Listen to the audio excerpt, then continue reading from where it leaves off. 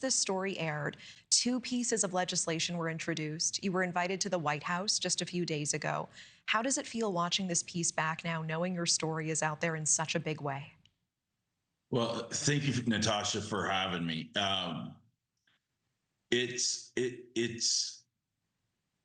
every time something happens, I'm just amazed on how far we've gone. And now to have been in the West Wing and to be through the executive office building with numerous meetings and on Capitol Hill, I've spent 2 weeks there in the last four. It's absolutely incredible, and it's a great honor. And thanks to NewsNation and thank you to you, these opportunities, they're coming to us now where they weren't before, because people are hearing what's gone on and people are sympathetic and understand the wrong that's happened. So it's incredible. It just amazes me and it amazes all of us.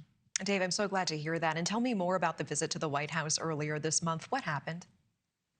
So it was just an opportunity for me with some of the folks that help us in DC to go talk to various offices, tell them our story, and ask if they can help. And I think it's helping because we know that there's been some phone calls made, and we have right now we have a very singular focus.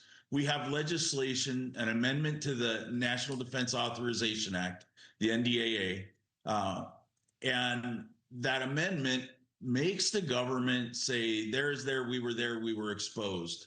And it will also deem NTTR, Nevada Test and Training Range, as a contaminated location. So we can finally prove exposure. There's more to do after that, but it's the first step. And right now we're to the point that we have everybody that we can calling, trying to get to the speaker's office, because right now, one quick action of the speaker and we can finally make this happen. Yeah, and I understand time is so of the essence here. When we first aired your story in February, there were 446 names on the memorial list. Where does that number stand tonight, and what does that number mean to you?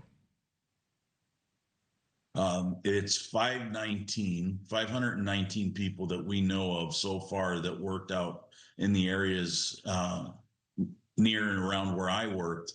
And those are people, they're dads and moms and brothers and sisters and, family members that have all passed away, and the government chooses to hide the why. And on that list right now, the best calculation that I've been able to come up with is the average age is about 62 and a half, 62 and a half years old. And there are ripple effects to this as well. You say that the children born from these veterans, those are the most innocent victims. That's what you told me. Your son born with a brain tumor. What do people need to know about this? It's not just us. And I hear people make the argument sometimes. It's like, well, you join the military, you're a volunteer force, you get what you get. No, not exactly. You didn't sign up for knowing that. You didn't sign up for this. You didn't sign up so you could go somewhere where the government knew that they were likely going to make you very sick, that likely they were going to take a decade and a half or so off your life, and that all of your offspring would likely be sick as well, and make it to where it's a generational thing. It's hereditary things. All of my kids suffer from problems, and I can go right on government websites and connect the dot in 5 minutes on, my exposure equals this. And this is why they're sick.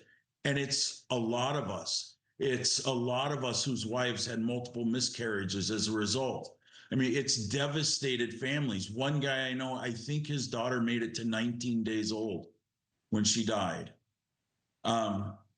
It's tragic. One of my friends, his wife has had 7 miscarriages. That's not normal. And the government knows it, but we're not this huge place. You can't be a huge place doing what we did and keeping it secret.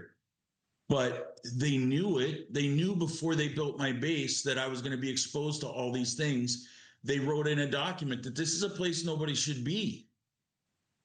Yet they justified it by saying juice is worth the squeeze. We know they wrote down that they know that they're making that they're creating a future liability, but they keep telling us no. I just got told no again for my neurological disorders.